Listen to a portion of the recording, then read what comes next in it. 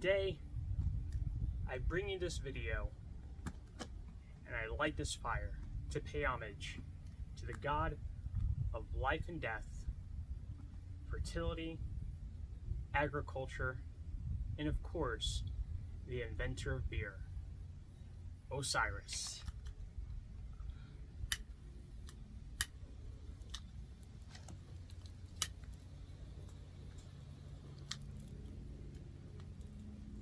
Hold on.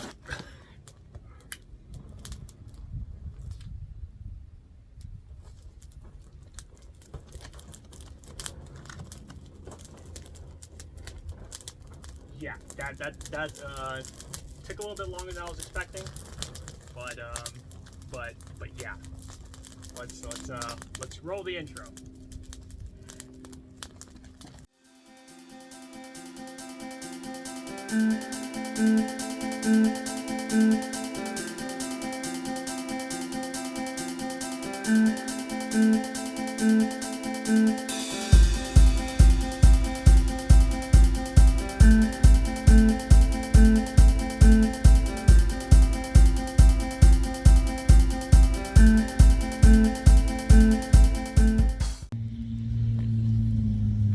Alright, so welcome back to Klaudless in Indy. It's another beer review, and that intro was basically for the Osiris by Sun King Brewery right here in Indianapolis and Sarasota, Indiana. So this beer is a pale ale, but what was the reason for the intro there? So from what I understand and from what I can find online, Osiris was the Egyptian god of life, death, fertility, agriculture, and of course known as the inventor of beer. I think somewhere I'll post a picture or a link that the Greeks actually accredited the invention of beer to the Egyptians. Although I think from my notes they called him something else. So what I have here, the ancient Egyptians believed that beer was invented by Osiris, one of the most important of their deities, whose principal associations were with fertility, death, and resurrection. That's not what I wanted. There we go. Asar, the Egyptian god of agriculture. Asar, spelled Osiris in the Greek language, was responsible for both wine and beer, which is why I'm assuming not only is the beer called Osiris, but of course you have the one-eyed pyramid with hops down below. So there's not really much to say about the can, although I mean there's some pretty cool designs if I can get it on the camera. See, you have the white lines on silver, and those are basically I want to say hops that look like they're hanging from the clouds, maybe. Not sure if you can get a good view there. Almost looks like there's some like hieroglyphic style lines on the can. Very cool, if you ask me. So Osiris Pale Ale is an assertive West Coast style pale with a distinct citrus hop punch. Well, I mean, that's kind of what I would expect from a pale ale, is it to have at least a pronounced bitterness, you know, since at least as far as I'm aware, the only thing separating a pale ale from an IPA, an India Pale Ale, I always want to say Indiana Pale Ale, an India Pale Ale is predominantly the ABV, right? So if it does not hit 6%, it is a pale ale, but after that, it is a IPA, and then I think at 7%, it's either 7 or 8%, it becomes a double IPA. If that's the case, I will post that somewhere on this video as well, if that's the case. So let me go to the Sun King website here, which I love that maybe it's because it's one of their core beers that they actually have all the information about the beer on their website, as opposed to a lot of the beers that I've covered. There's very little information. If I could even find it on their website, I'd have to go to like beeradvocate.com or Untapped, but like I said, I think because it's one of their core beers, they have all the information on their website. So let's get into this.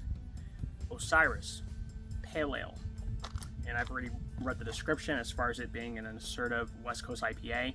But real quick, what does that mean by West Coast, or not West Coast IPA, West Coast style Pale Ale? So that usually means, of course, as it says there, you know, it's a distinct citrus hop punch there. So, I mean, which is expected from a West Coast style IPA, and it's fairly transparent.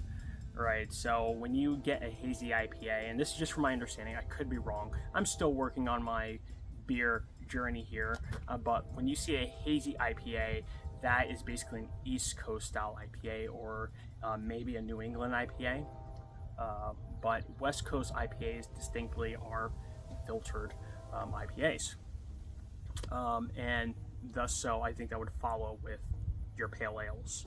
If they're clear, then that's most likely going to be a West Coast style. So characteristics. Aromas are going to be grapefruit, orange, floral, citrus, pine.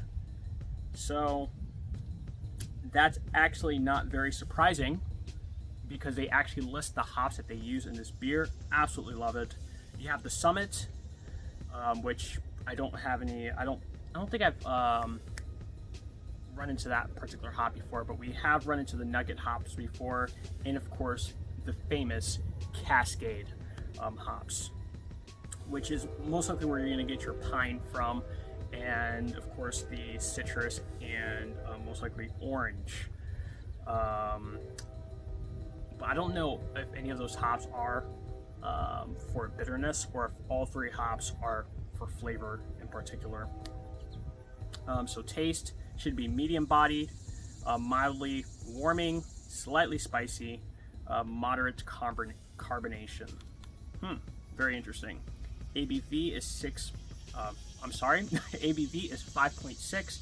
IBU is 50 for the pronounced bitterness, or for the pronounced hoppiness. The malts are 2-row, crystal dark, Vienna, rye, and white wheat. Wow, that was a lot of different styles of malts there. But you know what? For the god of agriculture, okay, you're just gonna put them all in there, because why not? And of course, packaging. The can I have here is a pint can or a 16-ounce can, which I believe they do come in 4-packs, or you can buy them in I think 6 and 12 packs for the with the 16-ounce, or not 16, but with the 12-ounce cans. And yeah, like I said, this is their year-round or one of their core beers. But enough about that. Let's get into what you guys came here for. Unless you came here for all that information, which don't leave. I'm about to open the beer right now. For the tasting, we'll be using once again my wine glass. I think I actually measured it and compared it to my St. Joseph's goblet, and it is a 14-ounce glass, which is obviously still not enough for a pint, but still. And because I plan on drinking this, and I'm probably going to enjoy this with my lunch, I'm just gonna pour the entire thing. Also, another thing as well is that apparently I saw a video saying how to pour beer like a beer judge, where you just pour it straight in, and you control the head with the speed of the pour. Look at that. Look at that. Absolutely gorgeous. Absolutely gorgeous. Oh yeah. That is some beautiful head right there. Okay. So I want to say it is almost a golden or dark golden to light amber colored. And it is, I mean, it's cold beer, hot weather today. glass has fogged up a little bit, lots of condensation. But it is slightly transparent. I can see the logo on the other side of the glass. And as they said, did they say light or moderate carbonation? But it doesn't look like there's a lot of carbonation in there. I mean, I can see bubbles in there, but we'll find out once we actually taste the beer. But absolute great fluffy head there. And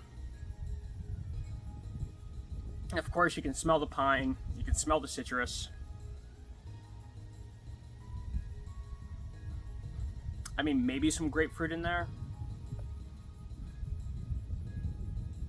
But I want to say with the citrus though, I don't know if it's because of the Cascade and the Nugget hops, but I don't know. If I hadn't read the description, I would obviously be able to smell the pine and the citrus, but I'm not sure if I can smell the orange in there.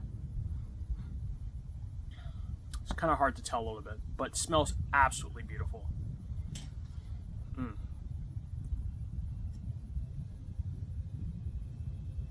Oh, wow. Yeah, that's very light carbonation. Just very smooth too. Just very smooth. And I would say,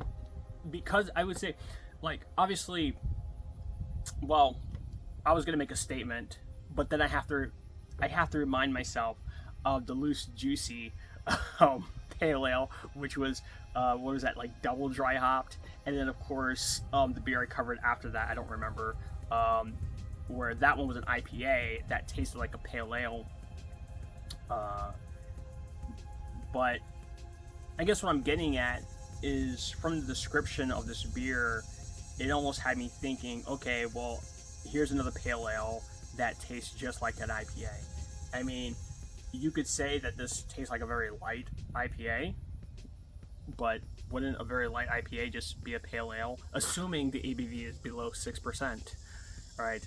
I guess what I'm getting at is that this isn't very assertive at all. In fact, this is not offensive.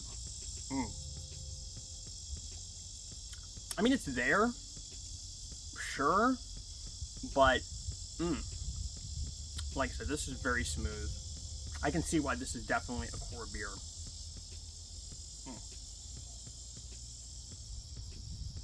I think the Egyptian god Osiris would be proud of this. I think this is what, at, did I say 5.6?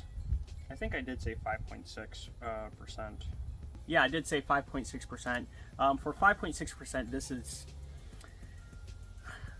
I mean, you can't always taste, the ABV. I mean, this isn't a very hot beer. Excuse me.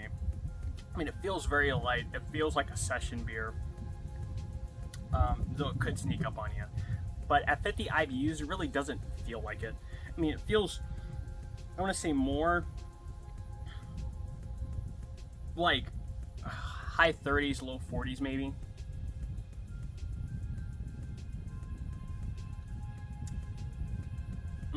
Especially since I've had hoppier pale ales like the Loose Juicy from Chili Water.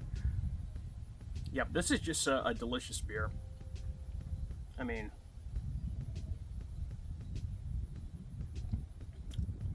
yeah. I mean, it's just a very light. Well, I want to say it's light on the palate. Like I said, it's very smooth, and there is a very long finish. Very long finish there. So I think that's all I got for this video. I'm starving, and I think I'm gonna go eat now.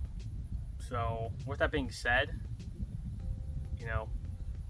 cheers, prost, slancha, salut, na zdrowie. Did I already say prost? God, I'm keep getting my my salutations or whatever you call it mixed up here. But cheers, you guys, and I'll see you guys in the next one. Peace out.